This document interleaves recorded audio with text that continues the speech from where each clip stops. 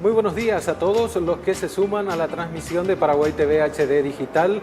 Ya estamos con una nueva mirada del IPS Estudio. Alejandro, Kiara, buenos días. Buenos días a todos, buenos días Omar, buenos días Kiara. Arrancamos una vez más con este programa donde vamos a tener toda la información del IPS. Ya Kiara nos dice qué tenemos para hoy. Muy buenos días Omar, buenos días Alejandro. Hoy nos acompaña la doctora Carolina Llanes. Ella es directora jurídica del IPS y nos va a comentar todo lo referente al área, ¿verdad? ¿Cómo estás, directora? Buenos días. Buenos días Alejandro, Omar, Kiara. Encantada de estar en el programa. Bueno, directora, usted está aquí para hablarnos un poco de lo que es la función de la dirección jurídica del Instituto de Previsión Social. ¿Qué actividades o funciones realizan ustedes en esa dirección? Bueno, la dirección jurídica es una dirección transversal a toda la organización institucional, teniendo en cuenta de que controla, verifica, dictamina y aconseja sobre la aplicación más correcta posible de las leyes que rigen las actividades de la institución, empezando por la Constitución Nacional, la Carta Orgánica Institucional y las leyes de la República que rigen en materia de compras, licitaciones, contrataciones, etc. También tenemos entendido, directora, que el IPS estuvo realizando denuncias. Sí, bueno, la dirección jurídica tiene 4 jefaturas. Una de ellas es la de asuntos penales. Y cuando a partir de auditorías internas realizadas en la institución surgen faltantes o hallazgos irregulares de ilicitudes, de conformidad al artículo 286 del Código Procesal Penal, estamos obligados como funcionarios públicos a formular denuncias ante el Ministerio Público. Y en ese contexto hemos realizado varias denuncias, algunas de las cuales más mediáticas que otras, teniendo en cuenta el objeto o la materia denunciada.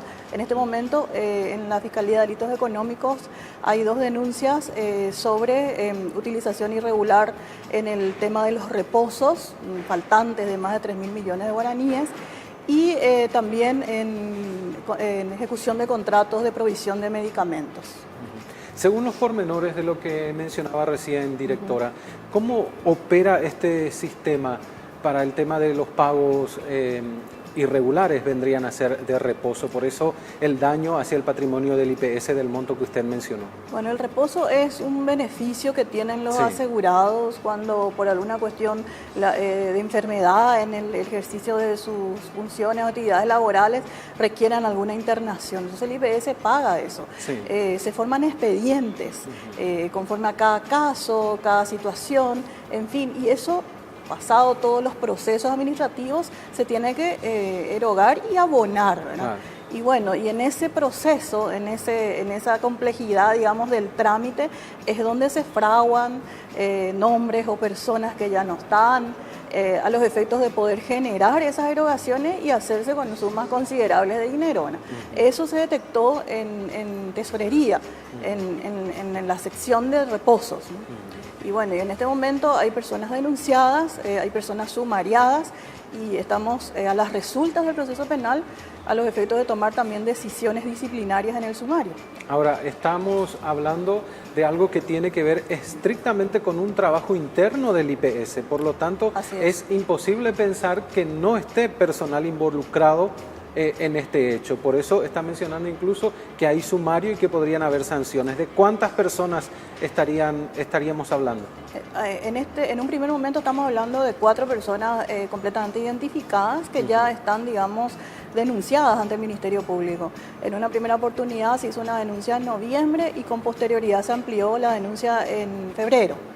Y en este momento la Fiscalía ya nos ha solicitado todo tipo de informes testificales que nosotros les estamos proveyendo y en un momento dado va a estar lista seguramente como para imputar, ¿verdad? Porque los hechos son contundentes. Sí.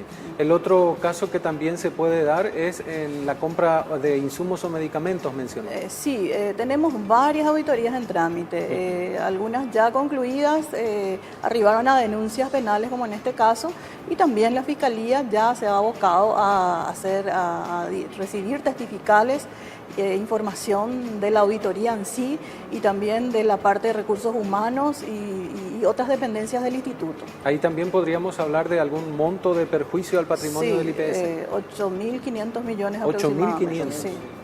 aproximadamente, sí. Un monto altísimo.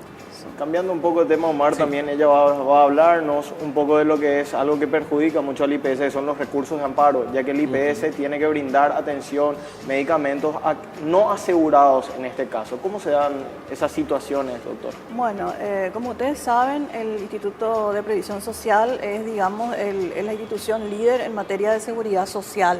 Y esto implica no solamente el tratamiento médico, sino también la jubilación. Sí. En ese sentido está organizado y su presupuesto y sus fondos son intransferibles. Sí. Todo lo relacionado al tema de salud y enfermedad se maneja a través del Fondo de Salud. No se puede, por ejemplo, tomar dinero del Fondo de Jubilaciones para cubrir necesidades del Fondo de Salud. Y el Fondo de Salud es el que tiene que solventar todo lo relacionado a los hospitales.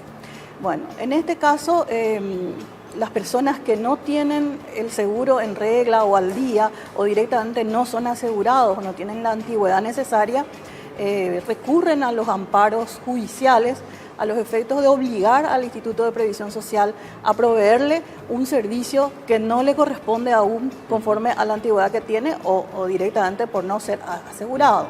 Entonces, los jueces se sustentan en la Constitución, en el derecho a la vida, en el derecho a la salud, pero se olvidan de que el Instituto de Previsión Social no es el Estado paraguayo.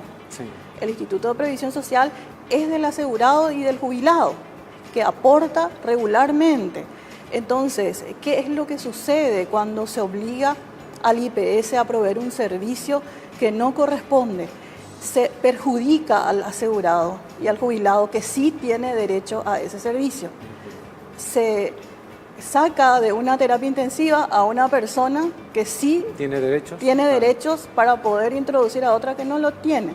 Existe una tremenda arbitrariedad y un perjuicio enorme que en este momento nadie está haciéndose cargo. Nosotros, desde la dirección jurídica, le preguntamos a los jueces a qué enfermo quiere que le saque de la terapia intensiva para cumplir con su orden. Porque si no cumplimos con su orden, nos denuncian por desacato.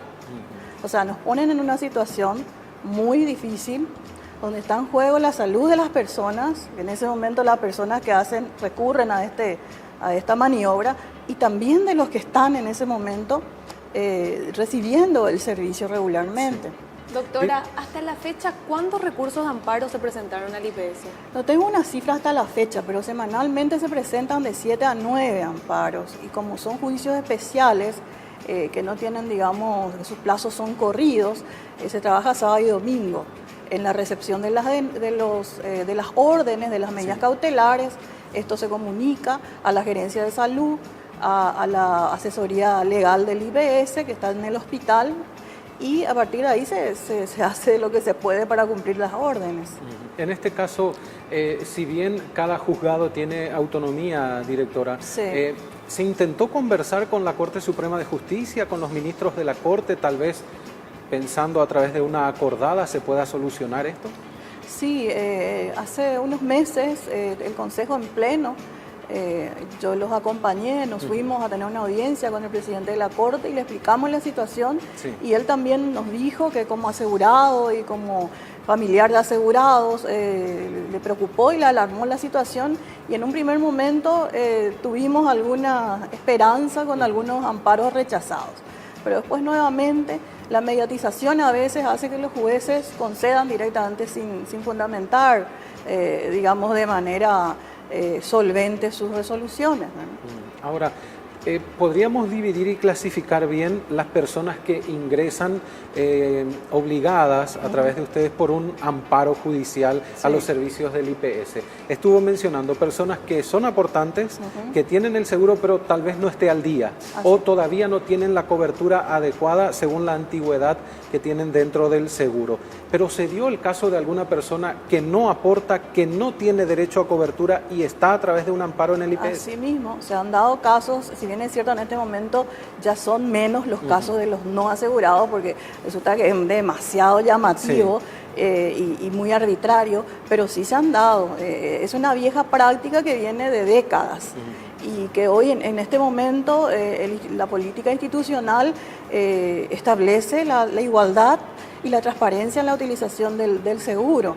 A nosotros nos llaman personas, si bien es cierto, desesperadas por una situación de salud emergente de sus familiares, a rogarnos que utilicemos, que trafiquemos influencias como para poder conseguir una cama.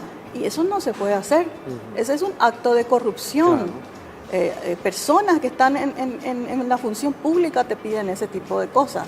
Y en este momento existe digamos, una aplicación estricta de lo que es la ley, como corresponde, como siempre tuvo que haber sido.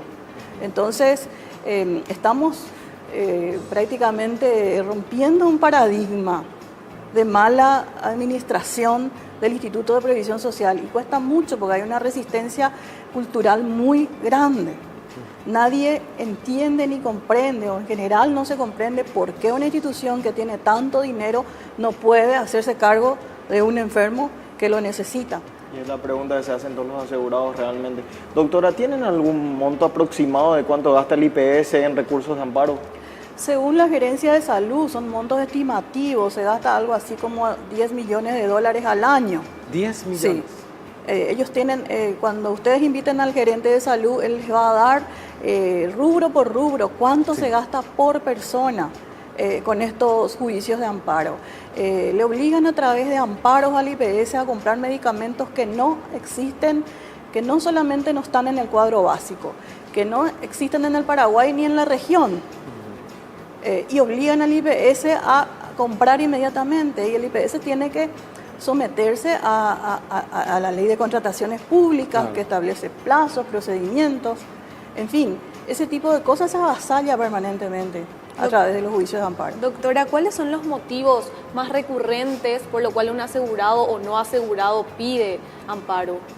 Y en general son terapia intensiva, compra de medicamentos costosísimos que no están en el Vademecum. En general son intervenciones quirúrgicas, prótesis, stent y ese tipo de cosas. Claro, porque las prótesis solamente son para el asegurados que tienen 12 meses de aportes. Hay muchos seguros de favor. Hay gente que una vez, digamos, sufrido el accidente o la enfermedad, fragua documentos para decir que está trabajando desde hace tiempo y está aportando, y no es verdad. Hay producción de documentos de contenido falso, en fin, una serie de ilicitudes como para acceder al seguro y esquilmar al IPS, porque básicamente es eso, en detrimento del asegurado y del jubilado. Una consulta, doctora. Muchas veces cuando uno presenta un recurso de amparo, ¿por qué siempre son derivados solo al Instituto de Previsión Social? ¿O se da también casos que son derivados a privados o al Ministerio de Salud? Bueno, en el caso de los amparos contra el instituto siempre son derivados al Instituto de Previsión Social, o bien están, digamos, internados en una institución privada y exigen al IPS que el IPS abone todos los servicios. O sea, ese tipo de pedidos de reclamos son.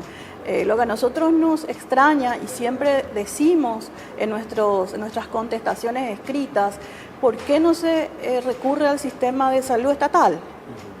Porque el sistema de salud estatal es mucho más amplio, tiene una cobertura mayor y también tiene toda digamos, la infraestructura necesaria para prestar los servicios. Pero es más, o sea, una costumbre o qué sé yo, es una tradición recurrir primero al Instituto de Previsión Social. Directora, agradecemos su tiempo esta mañana aquí en este espacio del Instituto de Previsión Social para brindarnos detalles del trabajo que realizan desde la dirección jurídica. Kiara, si reiteramos los datos de la doctora que nos acompañó. Sí, la directora Carolina Llanes, ella es directora jurídica del Instituto de Previsión Social. Una vez más, gracias, directora. Gracias. Bueno, nosotros tenemos que hacer una breve pausa y enseguida volvemos con más del Instituto de Previsión Social aquí por Paraguay TV HD Digital.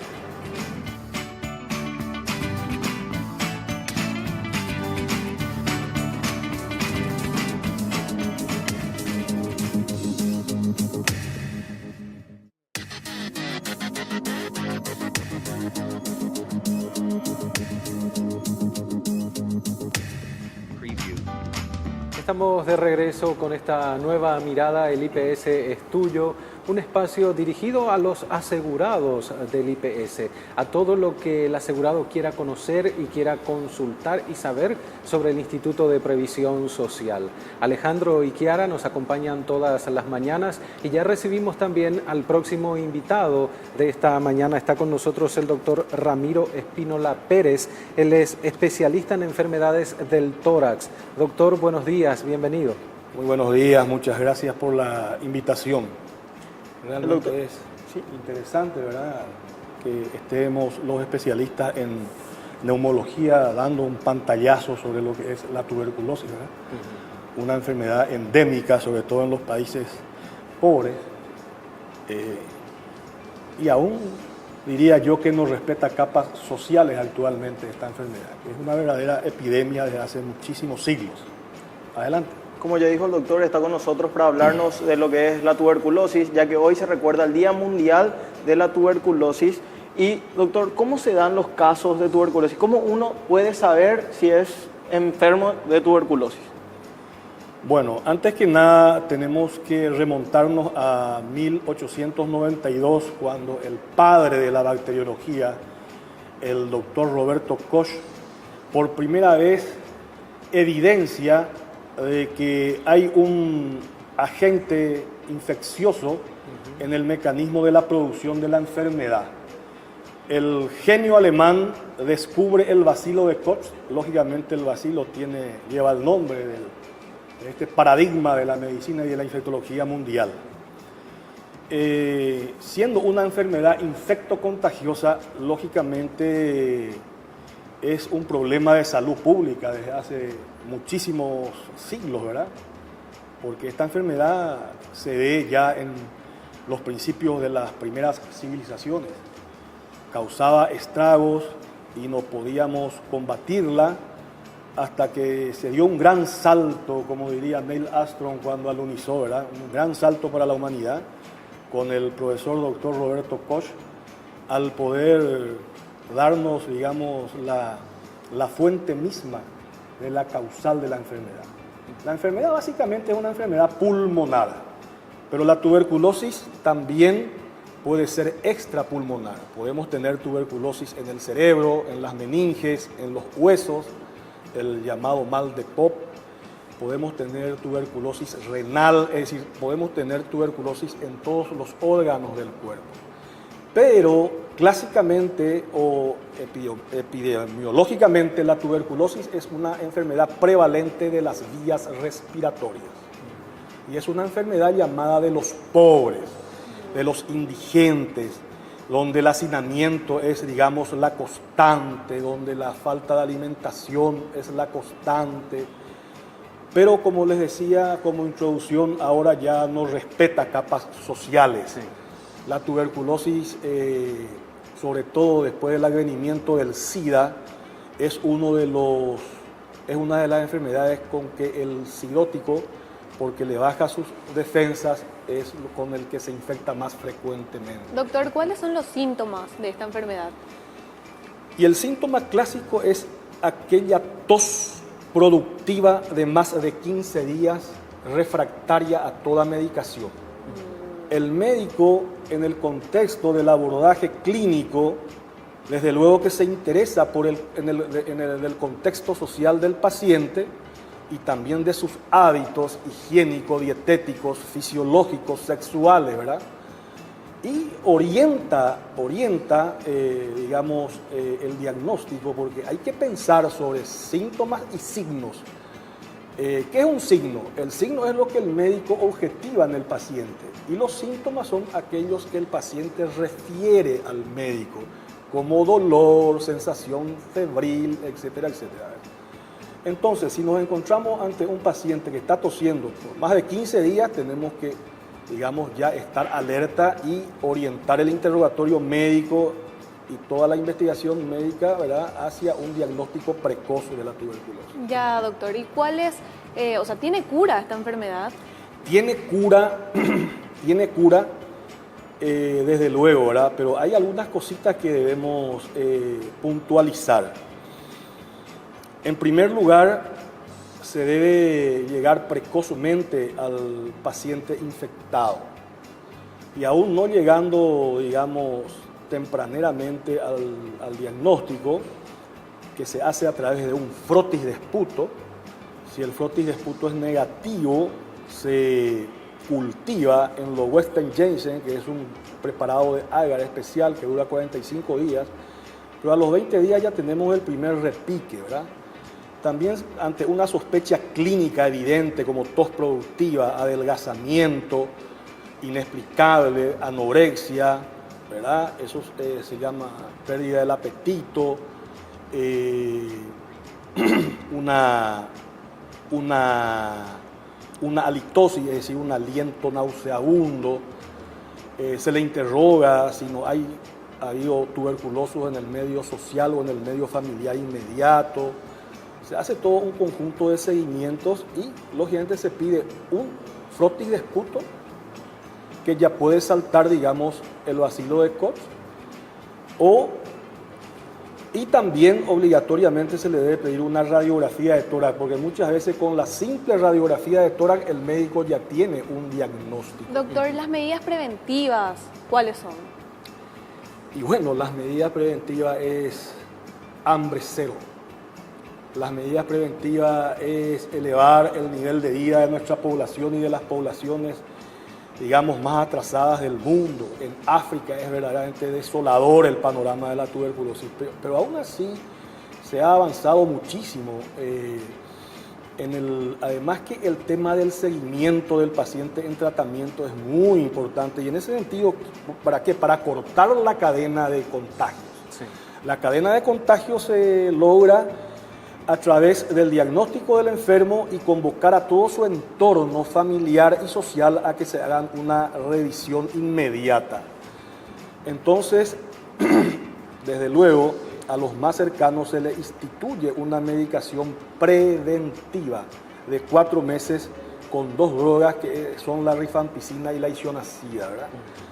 De tal manera que se pueda hacer el corte de la transmisión de la enfermedad. Todos estos tratamientos, todos estos servicios ofrece el Instituto de Previsión Social en todas sus clínicas periféricas y hospitales a nivel país, ¿verdad? El Instituto de Previsión Social lo que ofrece es el diagnóstico, no así el tratamiento que está centralizado en el Programa Nacional de Lucha contra la Tuberculosis, que funciona en el INERAN, en el Instituto de Enfermedades de las Vías Aéreas y Ambientales, ¿verdad?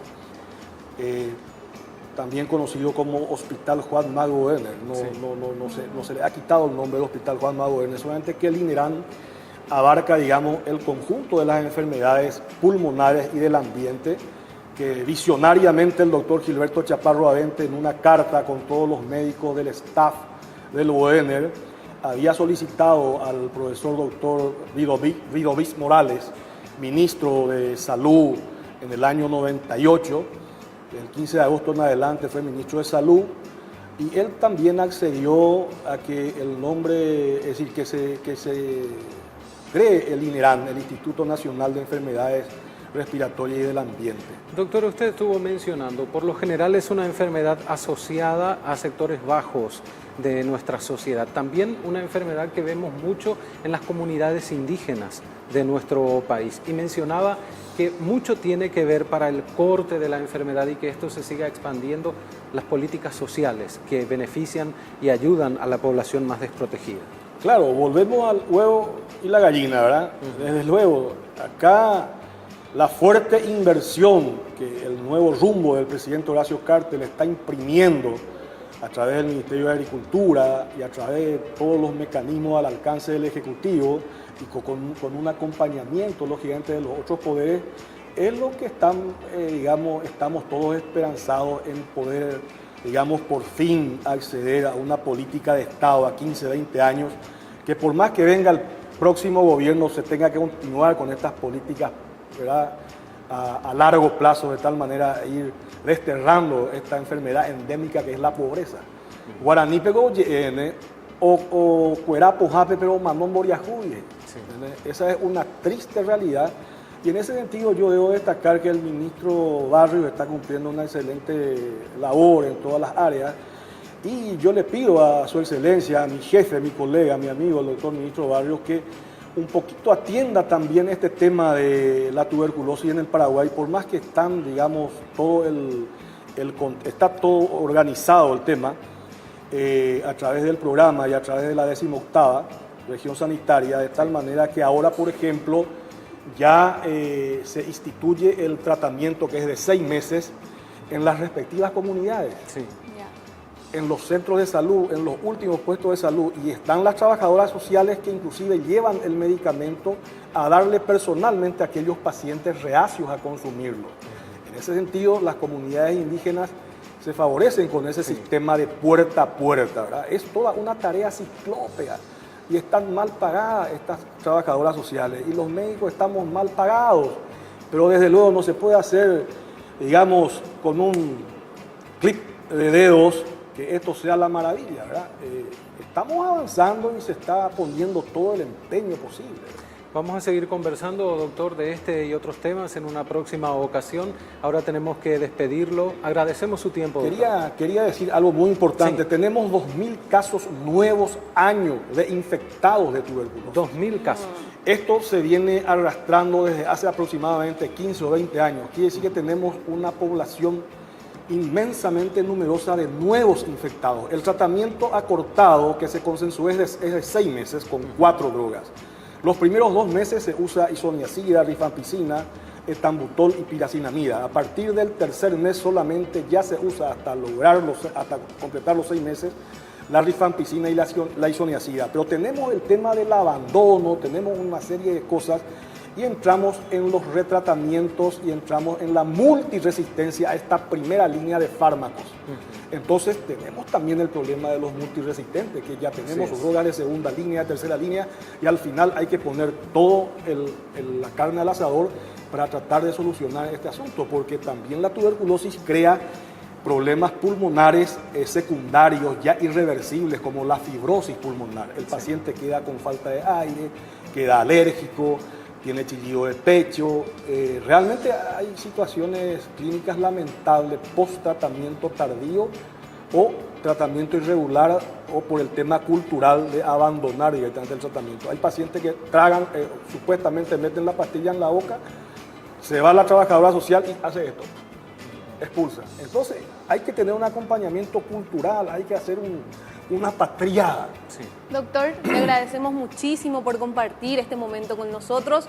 Nos ayuda a conocer un poquito más lo que ofrece el IPS y la situación en la que nos encontramos en cuanto a salud. El IPS ofrece todos los diagnósticos, inclusive hay un método diagnóstico que es por un método muy moderno que en una determinación sanguínea por PCR, ¿verdad? El método se llama PCR, que es la reacción en cadena de la polimerasa, que digamos ya podés tener un diagnóstico precoz antes de que el paciente empiece a expectorar, antes de que empiece a toser, o en los diagnósticos difíciles, cuando se tiene que hacer biopsia por fibrobroncoscopía o biopsias pleurales con aguja de Koppe.